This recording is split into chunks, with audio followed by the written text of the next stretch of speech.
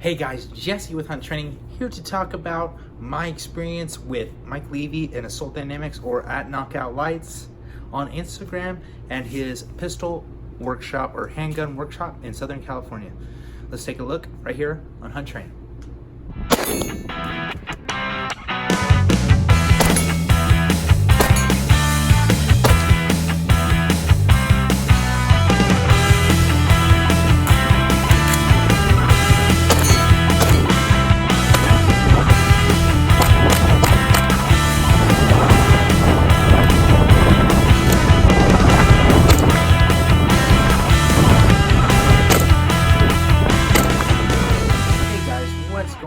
Jesse with Hunt Training. Hope you're having a wonderful day, an awesome day. Just got back from work, got a shower, got a little cleaned up. It's another hot day here in Las Vegas, Nevada, but we are getting after it.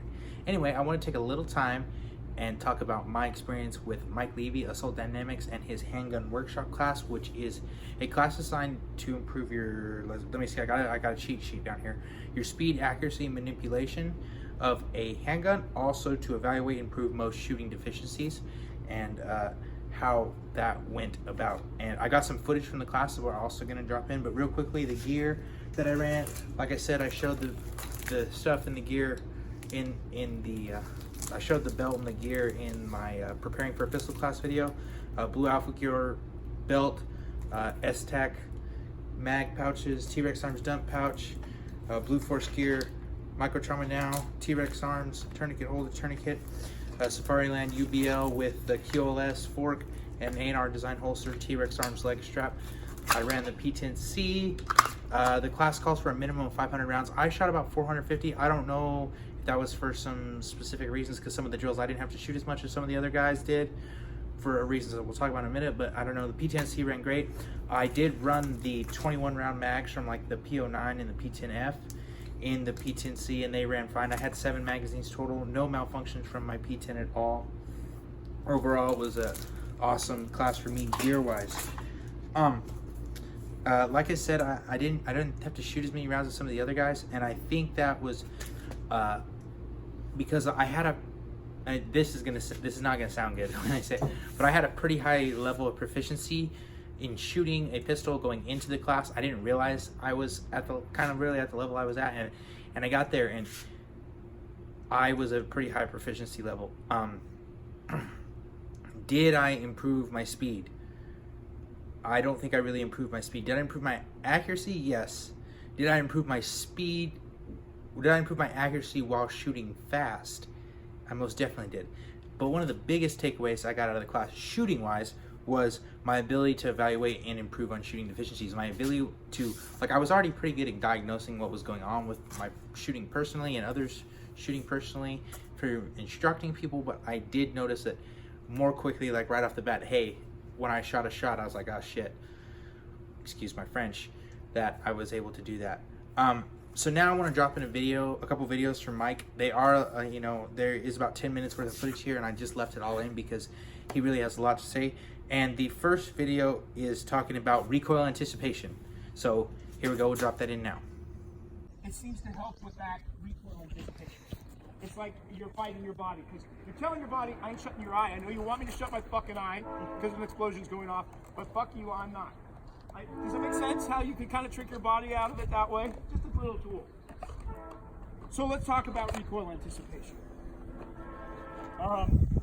It has to be remediated.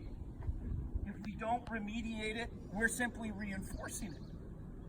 So the whole focus is identify the problem, remediate the problem, see if we have some sort of tangible results as a result of that mediation or remediation. So the best way to do that is not through dry fire. I'm sorry. Did you guys see the video that I did about with showing the people where everyone said I was a terrible instructor because people were downrange from the gun? I don't know if you saw it. So just to reiterate what was happening that day, can I get a group right over here? I want to show you why this was not safe. All right, so there was a guy just like you right over here. I think it was me. I know. All right, so you were about right here on the gun, right? So I have a loaded weapon, and we are aiming at this target, okay? Is he downrange from this gun? No. All right, he's not downrange from this gun. But the way that the camera angle looked from over here, it looked like he was right alongside the barrel. Come next to me. Okay, if I'm shooting a target, we're all shooting. No, you're on line with me. We're together, we're down line. I'm shooting this target over here. Is that any different of an angle than what I just demonstrated? No. It's not. So, believe me, I had that 17 million. You know it's 17 million on Facebook. Yeah, Did you get that? I go to my gun range and they're like, yo, I saw you with the fucking video. Not a big deal. He's okay, I'll sign your And you're famous, and you're the New York, or the, what did you The New York Yankees. Yeah, they were giving you shit too. It was fun to know. But, you know, it's safety. I don't diminish safety on the range. I never do. We don't compromise it. But let me tell you, a lot of instructors are, especially NRA certified instructors, there's just no deviation for it. They don't understand that we got to let students be progressive in what they do with a clear understanding of what safe weapon handling looks like in a 360 environment, not a flat 180 range environment. You got to be able to operate safely like that. All right, so let's work on this. You already know the drill. Still not fucking up. So dry fire, I found, does not reinforce a beginner. If you take a flat out beginner, they're gonna flinch on dry fire. Who wants to be my experiment today? You guys already know this drill, so we're not gonna belabor it. Who had the worst recoil? Okay. That'd be me. All right. So you guys gather around just like we did before. Unsafe, where we're all gonna get shot and die. Go ahead and unload your weapon to get your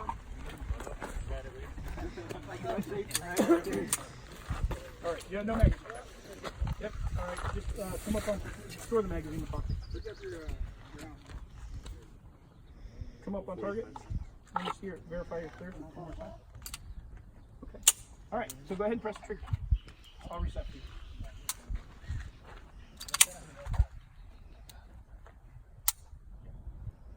What can I do to this gun? Paint it?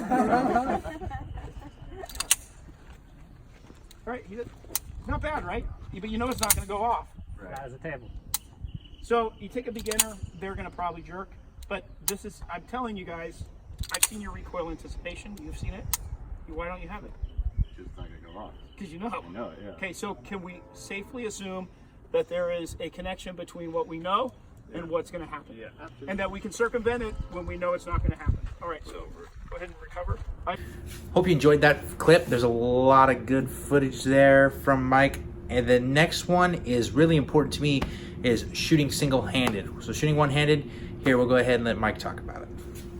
I got a space. Watch what happens when I lift my thumb. No space. So part of the advantages of thumb up is it sews up that back strap.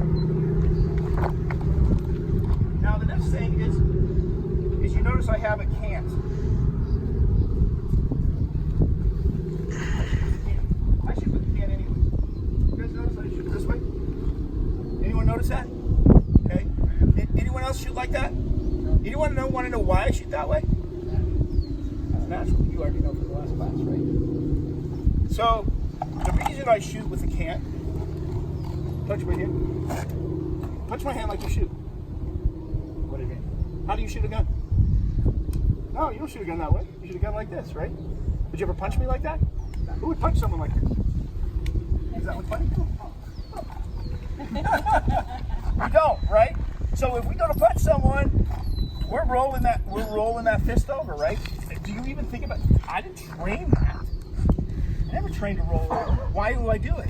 It just seems like the most comfortable thing to do if I'm trying to strike or jab someone. So why not translate that into shooting? So the point I'm making is I don't readjust my grip to accommodate what I think the direction of the gun goes. I let it go where it wants to go. Sometimes I got a really big hand, sometimes not so much, sometimes not at all. It just depends on my angle. You know, I can't really bend over and do this, so wherever it ends up, but I don't fight it. And it doesn't really matter. Now for some people, this is actually a stronger position than this. Because if the impulse of the weapon is to go up to the left, I've now changed that to straight up and down, right? So I've compensated for the trajectory of the gun by virtue of the cam. It's something you just gotta try. But I can tell you for sure at when it comes to single hand shooting that I am much more efficient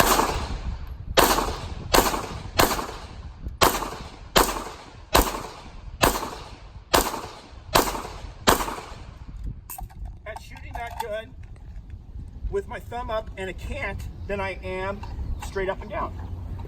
So I want you to try it. Just pick a bullseye.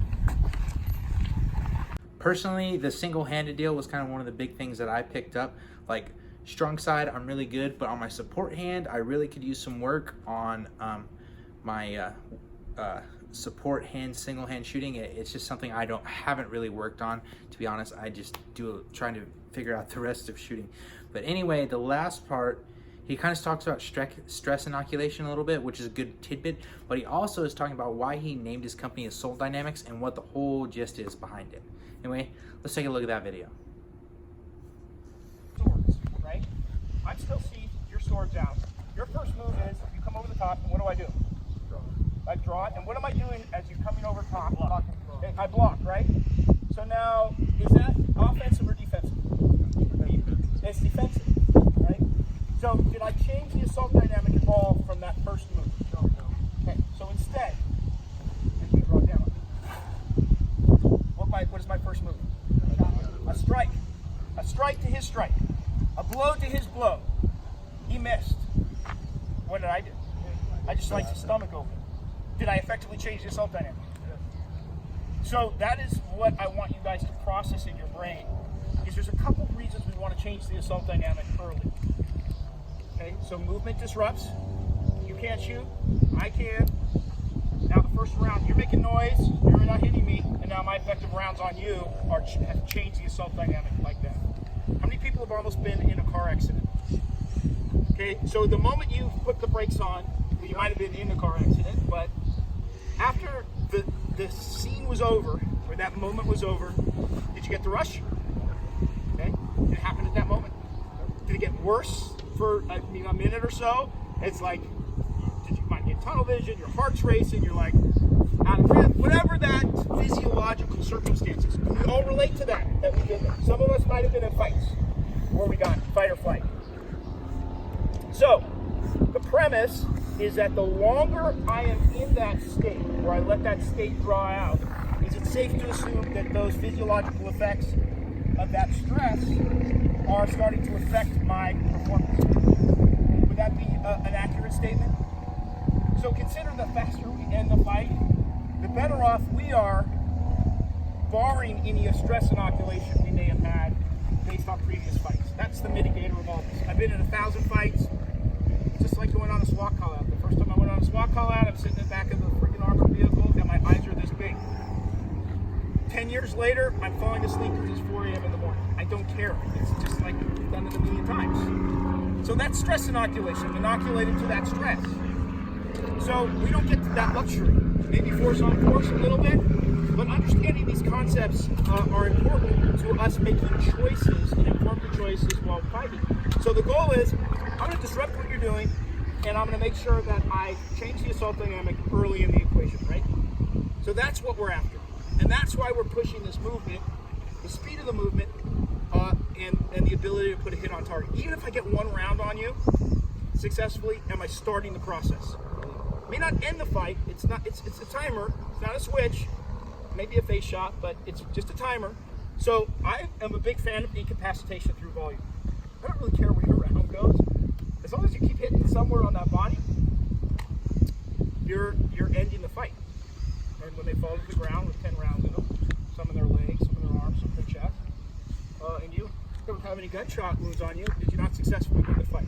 There's a difference between surviving and winning. Surviving is, I got shot, I got stabbed, I'm missing an eye, I'm not interested in it. I don't want to survive shit. I want to win. That's my mentality. Win the fight. And winning the fight is not getting shot, not getting stabbed, not getting pounded over the head. Anyway, guys, I hope you enjoyed this video. I thank you for stopping in and watching the video. I hope you guys have a great day. And if you get the chance to go take a class from Mike Levy at Assault Dynamics or Knockout Lights on Instagram, definitely take the opportunity to do it, because even though like myself was at a high proficiency level, for the $250 that I spent, I still gained a lot out of the class. I got a lot out of the shooting on the move portion that we did. I also got a lot out of the single hand shooting portion that we did. Some of the drills that we were doing, that just, you know, new ideas popped in my head about things I could do to help myself improve. I'm really looking forward to hopefully getting back to go to another class from Mike Levy at Assault Dynamics. I'd like to go take their Combat Essentials course. Like I said, this was just a pistol shooting class. If you want to get better, if you want to be able to defend yourself properly, you got to be able to shoot the gun first. So you got to learn to shoot it, and this would be an awesome class for somebody who's not never shot a gun before, but for somebody that, you know, shoots a little bit here and there and has picked it up and know how their gun operates and stuff like that. And besides that, guys, you know, just get out there, get to the range, get shooting. The class was awesome. Really enjoyed it. Hope to get back to Santa Paula, California sometime soon to go take another class from Mike. And anyway, guys, Jesse with Hunt Training. Hope you have a great day. Come back with us later this week, and I'm going to have some tips on how I carry a full-size pistol EDC in the summer in Las Vegas. We'll see you guys later.